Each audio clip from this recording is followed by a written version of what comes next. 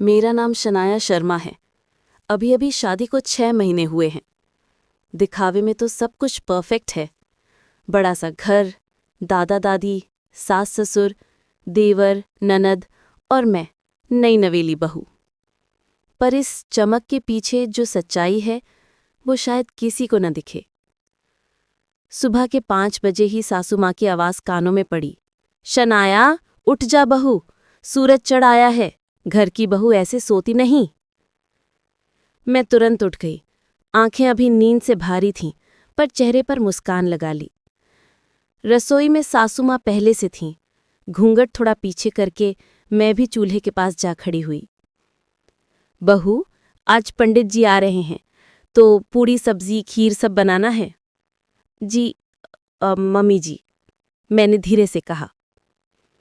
रसोई में गैस की आंच, साग की खुशबू और सास बहू की परछाइयाँ, सब कुछ एक टीवी सीरियल जैसा लग रहा था। पर मेरे भीतर कुछ और चल रहा था, जैसे हर दिन कोई ना कोई डर मेरे गले में अटक जाता हो। ससुर जी पूजा के कमरे में मंत्र जप रहे थे, दादा दादी अखबार और चाय में मग्न थे, और मेरे पति अर्नब, वो अपनी मोबाइल स्क्रीन में इतने खोए रहते कि शायद उन्हें मेरे अस्तित्व का एहसास ही नहीं था। ये शादी मेरी मर्जी से नहीं हुई थी। मेरे चाचा ने अपने बिजनेस के लिए ये रिश्ता तय किया था। अर्नब शर्मा एक नामी परिवार से थे। पैसा था, स्टेटस था, और चाचा को बस यही चाहिए था। शनाया, ये रिश्ता तेरे लिए नहीं, हमारे परिवार की इज्जत के लिए है। चाचा की वो ठंडी आवाज़ आज भी कानों में गूंजती है। शादी के बाद जब मैं पहली रात फ्रेश होकर आई थी, तो मैंने बस सोचा था कि अब जिंदगी बस औपचारिक होगी, न मोह न लगाव। लेकिन अर्नब ने उस रात जो कहा, उसने मुझे हिला दिया था। तुम्हारी ये खूबसूरती, तुम्हारी आंखें, तुम्हारे होंठ, उसकी निगाहें मुझे चीरती चली गईं। मैं घबराई, डर गई और कमरे से बाहर भागी। कहाँ जा रही हो? उसने मेरा हाथ पकड़ लिया था। कृपया छोड़ दो मुझे, मैं फुसफुसाई थी। अर्नब ने मुस्कुराकर कहा, मैं तुम्हें छूना नहीं चाहता शनाया, मैं बस ये देखना चाहता हूं कि तुम में ऐसा क्या है जिससे सब लोग डरते हैं। वो वाक्य मेरे लिए पहेली था। सब लोग डरते हैं? किससे? मुझसे? अगले कुछ दिन सामान्य रहे। सासू माँ हर दिन मुझे रसोई में बुलाती। देख बहू, हलवा ऐसे नहीं बनाते, इसमें घी कम डालती है तू। और मैं चुपचाप काम करती रही। कभी बहन जैसी ननद, कभी सख्त सास, कभी नाराज दादी। ये सब तो हर घर की कहानी होती है, पर इस घर में कुछ और था। हर शाम जैसे ही सूरज डूबता, रसोई के पीछे का छोटा दरवाज़ा बंद कर दिया जाता था। सासू माँ खुद जाकर ताला लगाती और कहती, इस दरवाजे के पास मत जाना शनाया। मैंने पहली बार पूछा, क्यों मम्मी जी? वो बोली, बस बहू, कुछ चीज़ें पूछी नहीं जाती, ये घर का नियम है। उस दिन से मेरे मन में एक अजीब बेचैनी शुरू हो गई। एक रात जब सब सो चुके थे, मैं उठकर पानी पीने गई। तभी हल्की सरसराहट सुनी, रसोई के उसी बंद दरवाजे के पास से। धीरे धीरे कदम बढ़ाए। ताला लगा हुआ था, पर अंदर से जैसे किसी के चलने की आवाज़ आ रही थी। कौन है वहां? मैंने धीरे से कहा। कोई जवाब नहीं, बस हल्की सी ठक ठक, जैसे कोई दीवार पर कुछ खटखटा रहा हो। मेरा दिल धड़कने लगा। क्या घर में कोई है? या फिर? मैं वापस अपने कमरे में भाग आई, लेकिन नींद नहीं आई। सुबह की चहल पहल शुरू हो गई थी। बहू, अर्नब को ऑफिस भेजने में देर मत करना। जी मम्मी जी। मैं नाश्ता बना रही थी तभी अर्नब पीछे से बोला, कल रात तुम रसोई के पास क्या कर रही थी? मैं चौंकी।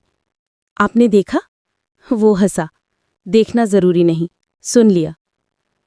वहां कुछ आवाज आ रही थी, मैंने कहा।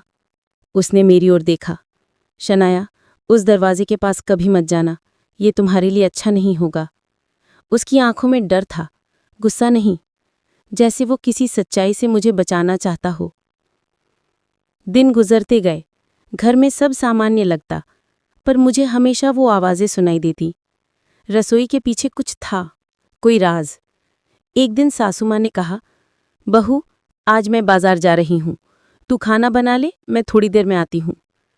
जैसे ही वो गईं, मैंने सोचा आज देखना ही होगा उस दरवाजे के पीछे क्या है। मैंने ताले को छुआ, वो खुला था। दिल की धड़कनें तेज हो गई। धीरे से दरवाजा खोला। अंदर अंधेरा था। एक छोटी सी कोठरी, दीवार पर पुरानी तस्वीरें टंगी थीं, एक लड़की की। चेहरे पर हल्की मुस्कान, माथे पर सिंदूर और नीचे लिखा था अनन्या शर्मा। मैंने फुसफुसाकर पढ़ा, अनन्या? कौन थी ये? तभी पीछे से किसी के कदमों की आवाज़ आई। मैंने मुड़कर देखा। दादी खड़ी थीं। उनकी आंखें लाल थीं। तू यहाँ क्या कर रही है बहू? दादी, मैं बस सफाई। उन्होंने झटके से दरवाज़ा बंद किया। ये जगह तेरे लिए नहीं है। अगर तू इस घर में चैन चाहती है तो इस रास्ते पर दोबारा कदम मत रखना। उनके शब्दों में डर भी था और धमकी भी। मैं कुछ बोल न पाई। उस रात अर्नब देर से घर लौटा। चेहरे पर गुस्सा था। दादी ने सब बता दिया है। मैं बस देख रही थी। तुम्हें कुछ देखने की ज़रूरत नहीं शनाया। हर बात जानना ज़रूरी नहीं होता। मैं रो पड़ी। क्या इस घर में मुझसे कुछ छिपाया जा रहा है? वो कुछ देर चुप रहा, फिर बोला, हाँ, और अगर मैंने वो राज बताया तो पूरा परिवार टूट जाएगा। वो उठकर चला गया और मैं कमरे में अकेली रह गई। अगले दिन सब सामान्य था। दादी तुलसी को पानी दे रही थीं, सासू माँ सब्जी काट रही थीं, देवर कॉलेज जा रहा था। मैंने चुपचाप अपनी थाली में खाना परोसा। सासू माँ और मैं साथ में खाना परोस रही थीं। वो बोली, बहू, तू बहुत अच्छी लगती है जब मुस्कुराती है। मैंने हल्की मुस्कान दी, पर भीतर सवालों का तूफान था। अचानक दादी ने कहा, आज फिर रसोई के पीछे से किसी के हंसने की आवाज़ आई थी। सासू माँ का चेहरा सफ़ेद पड़ गया। अर्नब ने उनकी ओर देखा, फिर मुझे। बहू, तूने कुछ सुना क्या? नहीं मम्मी जी। अर्नब ने चुपचाप कहा, अब वक्त आ गया है सब बताने का। वो मेरी ओर मुड़ा। जिस अनन्या की तस्वीर तूने देखी थी, वो मेरी पहली पत्नी थी। मैं जैसे पत्थर की हो गई। लेकिन अर्नब, उसने तो... वो बोला, वो इस घर में मरी नहीं थी शनाया, वो गायब हो गई थी उसी रात, जब रसोई का वो दरवाज़ा आखिरी बार खुला था। सासू माँ की आंखों से आंसू बहने लगे। हमने पुलिस को कुछ नहीं बताया, क्योंकि... उनकी आवाज़ रुक गई। क्योंकि वो हमारे ही परिवार की इज्जत का मामला था। मेरा दिल कांप गया। जो दरवाज़ा मैं खोल चुकी थी, वो अब मेरी जिंदगी का हिस्सा बनने वाला था। मैंने धीरे से पूछा, तो क्या वो आज भी? अर्नब ने कहा, हाँ, कभी कभी हमें लगता है कि वो वहीं है, उसी रसोई के पीछे, हमें देख रही है। घर की दीवारों पर सन्नाटा उतर आया। थाली में रखी रोटी ठंडी हो चुकी थी। और उस वक्त मुझे एहसास हुआ, इस घर की रसोई में सिर्फ मसालों की खुशबू नहीं, किसी अनकही सच्चाई की गंध भी घुली हुई है। अर्नब के होठों से जब अनन्या मेरी पहली पत्नी थी निकला, तो मेरे कानों में जैसे किसी ने बम फोड़ दिया। पूरा शरीर सुन पड़ गया। सासू माँ की आंखें नम थीं, दादी सिर झुकाए बैठी थीं, और मैं जैसे किसी अनदेखे गहरे अंधेरे में गिरती जा रही थी। मैंने धीरे से पूछा, लेकिन वो अब कहाँ है? अर्नब ने मेरी ओर देखा। किसी को नहीं पता। रसोई में गैस की लौ अब बुझ चुकी थी, पर उसकी गंध पूरे घर में फैली हुई थी। सासू माँ ने घबराकर कहा, अर्नब, पुरानी बातें क्यों दोहरा रहा है? जो होना था वो हो गया। अब ये घर शांति चाहता है। दादी ने सहमति में सिर हिलाया। हाँ बेटा, बहू को इन सब बातों में मत उलझा। पर मैं चुप नहीं रह पाई। मम्मी जी, अगर वो आपकी बहू थी तो उसकी याद में ये दरवाज़ा बंद क्यों रखा गया? उसका नाम किसी ने क्यों नहीं लिया? सासू माँ की आंखें भर आईं। उन्होंने बस इतना कहा, कभी कभी कुछ दरवाजे खोलने से घर की खुशियां चली जाती हैं। उस रात नींद नहीं आई। मैं करवटें बदलती रही। रसोई के पीछे का वो दरवाज़ा अब मेरे लिए जैसे किसी पुकार जैसा बन गया था। हर रात वही ठक ठक की हल्की आवाज़ें, कभी किसी के फुसफुसाने की आहट, कभी कांच गिरने जैसी आवाज़। सुबह उठी तो अर्नब पहले से तैयार था। चेहरा थका हुआ लग रहा था। तुम ठीक हो? मैंने पूछा। हाँ, बस आज ऑफिस में काम ज़्यादा है, उसने कहा और चला गया। पर उसके जाने के बाद मैंने दादी को किसी से फ़ोन पर बात करते सुना। हाँ, वो दरवाज़ा फिर खुला था। मैंने देख लिया समय रहते, नहीं तो सब खत्म हो जाता। मेरे रोंगटे खड़े हो गए। किस दरवाजे की बात कर रही थी वो? क्या वो फिर खुला था? मैंने हिम्मत जुटाई। उस दिन जब सब घर के बाहर थे, दादी मंदिर, सासू माँ बाजार और देवर कॉलेज, मैं फिर रसोई में गई। दरवाजे पर हल्का ताला लगा था, लेकिन इस बार उस पर ताज़ा उंगलियों के निशान थे। किसी ने हाल ही में खोला था। मैंने सांस रोककर ताला खोला। अंदर वही कोठरी। दीवार पर अब एक तस्वीर कम थी। जहां पहले अनन्या की फोटो टंगी थी, वहां अब सिर्फ कील बची थी। ये तस्वीर किसने हटाई? मैंने बुदबुदाया। अचानक पीछे से किसी के चलने की आहट आई। मैं मुड़ी। कोई नहीं था, पर जमीन पर कुछ पड़ा था। एक टूटा हुआ चांदी का पायल। उस पर खुदा था AS। मेरे हाथ कांप गए। अनन्या शर्मा? शाम को जब अर्णव लौटा, मैंने वो पायल उसके सामने रख दी। वो घबरा गया। ये कहाँ से मिला? रसोई की कोठरी से। उसका चेहरा सफेद पड़ गया। वो वहां कैसे पहुंची? मैंने कहा, शायद वहां कोई आता है अर्णव, कोई जो नहीं चाहता कि सच सामने आए। वो गहरी सांस लेते हुए बोला, शनाया, अनन्या के साथ जो हुआ था वो हादसा नहीं था। मतलब? मैंने हड़बड़ा कर पूछा। उस रात हमारी बहुत बहस हुई थी। उसे शक था कि माँ उसे पसंद नहीं करती। उसने कहा कि वो ये घर छोड़ देगी। मैं गुस्से में निकल गया। उसकी आंखों में आंसू थे। जब लौटा तो वो गायब थी। बस इतना ही। पुलिस को बताया? नहीं, माँ ने मना किया। कहा, घर की बात बाहर नहीं जानी चाहिए। उस रात खाने की मेज पर सन्नाटा था। सासू माँ चुप थीं, दादी की नजरें नीचे थीं और अर्णव बार बार पानी पी रहा था। मैंने धीरे से कहा, मम्मी जी, क्या अनन्या भाभी आपको पसंद नहीं थी? वो अचानक भड़क गई। क्यों बार बार वही सवाल? वो इस घर की लकीर पार कर चुकी थी, इसीलिए ये हाल हुआ उसका। कौन सी लकीर? मैंने पूछा। वो बस बोली, जिस घर की रसोई में झूठ पकड़ जाए, वहां से बहू का जाना तय होता है। मुझे कुछ समझ नहीं आया, पर उनकी आंखों में डर था और आवाज में कोई छिपा हुआ सच।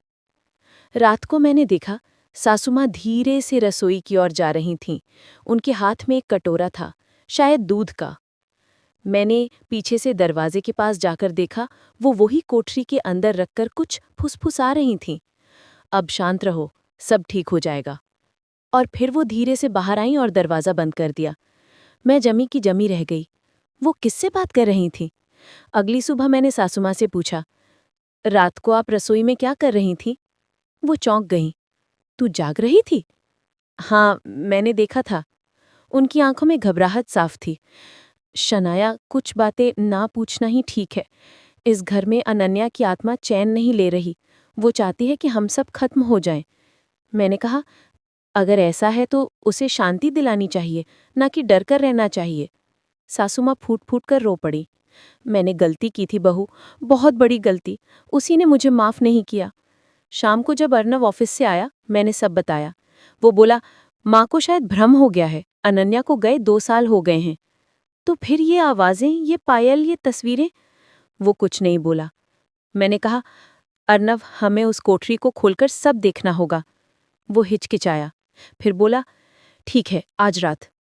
रात के 12 बजे सारा घर सो रहा था। हम दोनों रसोई में पहुंचे। अर्णव ने धीरे से दरवाजा खोला। अंदर वही अंधेरा, फिर से वो गंध, जैसे सड़े फूलों की। दीवार पर अब कुछ और लिखा था, मैं लौट आऊंगी। मैं कांप गई। अर्णव, ये किसने लिखा? वो बोला, पहले ऐसा कुछ नहीं था। तभी किसी ने पीछे से दरवाजा बंद कर दिया। हम दोनों अंदर फंस गए। कौन है वहां? अर्णव चिल्लाया। बाहर से कोई जवाब नहीं। अचानक कोठरी के कोने से किसी के कदमों की आहट आई।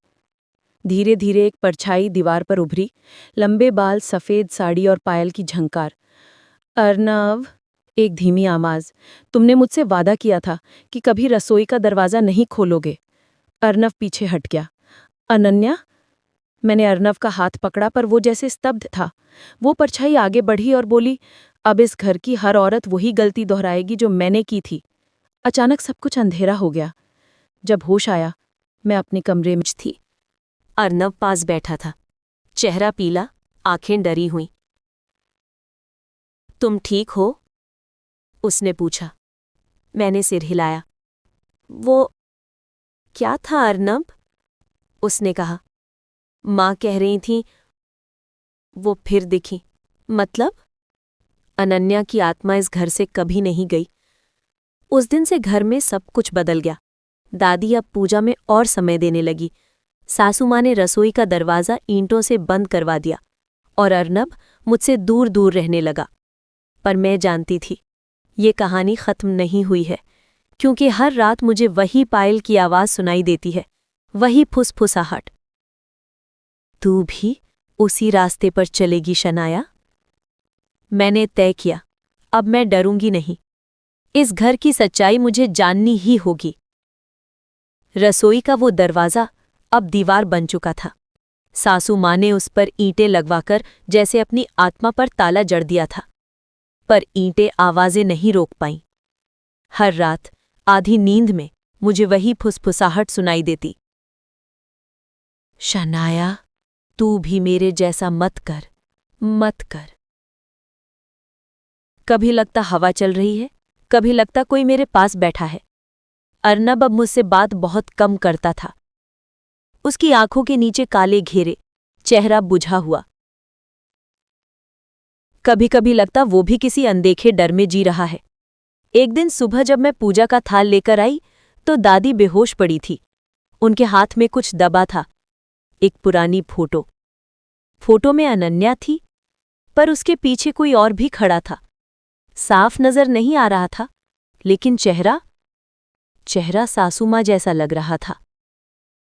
मैं घबरा गई। मम्मी जी, ये क्या है? सासू माँ ने फोटो छीन ली और बोली, ये पुरानी बातें हैं, इन्हें भुला दो। पर सच क्या है मम्मी जी? सच वही है जो दिखाया जाता है बहू। उनकी आवाज में अब वो पुराना प्यार नहीं था, कुछ ठंडापन था, जैसे कोई रहस्य बचाने की कोशिश कर रही हों। उसी रात जब सब सो रहे थे, मैंने दादी के कमरे से हल्की आवाज सुनी। दरवाज़ा थोड़ा खुला था। अंदर अर्नब और दादी बात कर रहे थे। दादी, अगर माँ में वो सब किया था तो पुलिस में जाना चाहिए था। बेवकूफ मत बन अर्नब, वो घर की इज्जत है। मैंने दरवाजे की ओट से झांका। दादी के हाथ में वही फोटो थी। उन्होंने धीमे से कहा, अनन्या ने तेरी माँ की बात नहीं मानी थी, इसलिए उसने उसे सजा दी। मेरा दिल जैसे धड़कना भूल गया। तो क्या अनन्या की मौत का राज सासू माँ से जुड़ा था? सुबह मैंने सासू माँ को देखा, वो रसोई के पास बैठी थी। वो दीवार को ऐसे देख रही थी जैसे उसके आर पार कुछ देख पा रही हूं। मैंने साहस जुटाकर कहा, मम्मी जी, अनन्या दीदी को आपने क्यों मारा? वो चौंकी, चेहरा सफेद पड़ गया। क्या कहा तूने? मैंने सब सुन लिया है, दादी ने सब बताया। उनकी आंखें आंसुओं से भर गईं। मैंने नहीं मारा शनाया, मैंने नहीं मारा। वो जमीन पर बैठ गईं। तो फिर हुआ क्या था? मैंने पूछा। सासू माँ ने कांपती आवाज में कहना शुरू किया, उस रात तू जैसी ही एक रात थी। अनन्या रसोई में आई और बोली, माँ, मैं गर्भवती हूं। मैंने कहा, अभी वक्त नहीं है। अर्नब का बिजनेस डगमगा रहा था, पर वो नहीं मानी। वो बोली, चाहे कुछ भी हो, मैं इस बच्चे को जन्म दूंगी। मुझे डर था कि परिवार में कलह मच जाएगी। मैंने गुस्से में उसे धक्का दे दिया, बस हल्का सा धक्का, पर वो फिसल गई। उसका सिर दीवार से टकराया और वो वहीं गिर गई। खून बहने लगा। मैं डर गई। अर्नब बाहर गया था। मैं स्तब्ध सुन रही थी। फिर मैंने उसे कोठरी में रखा ताकि सुबह किसी को पता न चले। पर सुबह जब गई, वो वहां नहीं थी।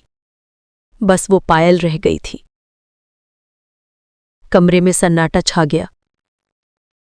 सासू माँ फूट फूट कर रोने लगी।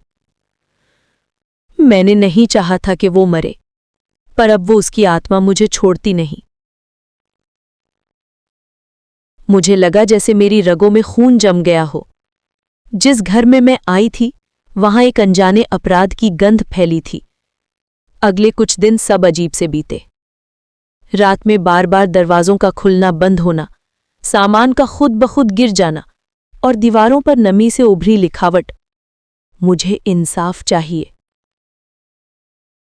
सासू माँ बीमार पड़ गई। वो दिन रात बड़बड़ाने लगी। माफ कर दे बेटी, मैं तेरी माँ जैसी थी।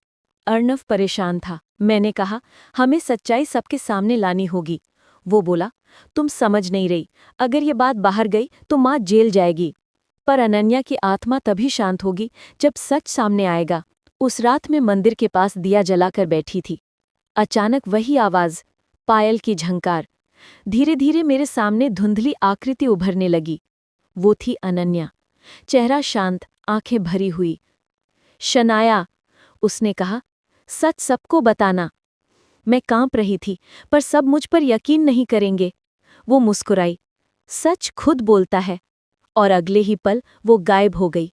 पर दीवार पर एक निशान उभर आया, मैं माफ करती हूँ अगर सच सामने आ जाए। अगली सुबह मैंने सबको रसोई में बुलाया। अब और झूठ नहीं। मैंने सासू माँ की बात सबके सामने रख दी। कैसे वो रात में झगड़ा हुआ, कैसे उन्होंने अनन्या को धक्का दिया, कैसे वो गिर पड़ी और कैसे डर के मारे उन्होंने सब छिपा दिया। अर्णव रो पड़ा। माँ, आपने हमसे ये कैसे छिपाया? सासू माँ फूट पड़ी। मैंने सोचा था परिवार टूट जाएगा, पर यह डर तो मुझे हर पल खा गया। दादी ने सिर झुका लिया। सच छिपाने से इज्जत नहीं बचती बहू, बस आत्मा मरती है। हमने पुलिस को बुलाया। घर के पीछे खुदाई हुई और वहां से पुराने कपड़ों का एक टुकड़ा और वही चांदी की दूसरी पायल मिली। सासू माँ ने खुद कबूल किया। पुलिस ने उन्हें हिरासत में लिया, पर अदालत ने उम्र और मानसिक स्थिति देखकर उन्हें दया के आधार पर छोड़ दिया। उस रात जब मैं फिर रसोई में गई तो देखा, वो दीवार अब सूखी थी। न कोई आवाज, न कोई फुसफुसाहट। मैंने हल्का दिया जलाकर कहा, अनन्या दीदी, अब आप चैन से रहिए।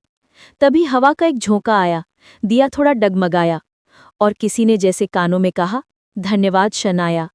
मैंने मुस्कुराकर आंखें बंद कर ली। उस रात पहली बार इस घर में नींद आई, बिना किसी डर, बिना किसी फुसफुसाहट के।